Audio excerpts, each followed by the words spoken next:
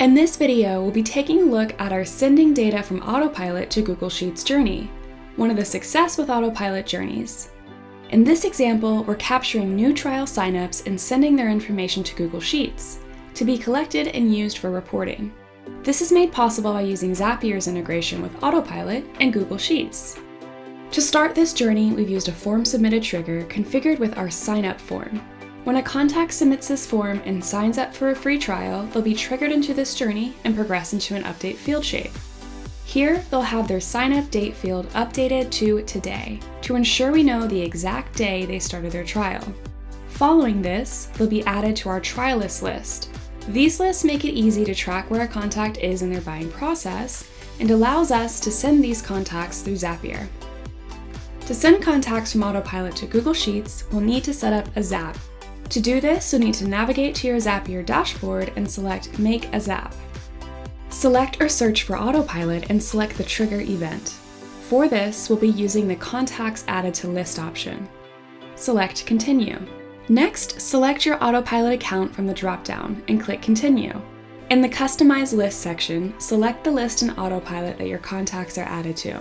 With the list selected, click Continue. You'll now be asked to test your trigger between Autopilot and Zapier to ensure it will work correctly. Click Test and you'll see the data populate.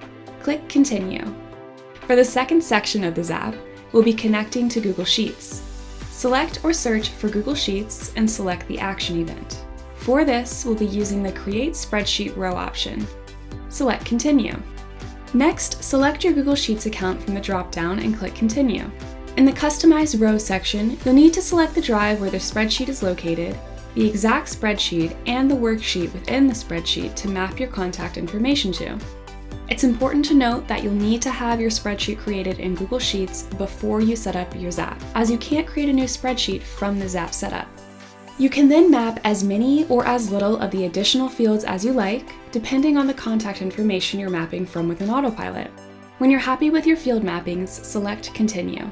You'll now see a preview of the data you'll be mapping to Autopilot. If this all looks good, you can select Test and Continue. If you need to change something, you can always select Test and Review.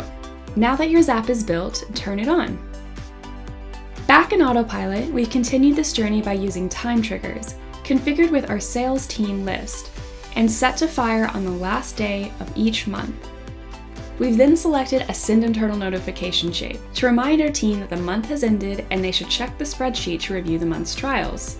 You can even link the spreadsheet in this notification so your team has easy access to it.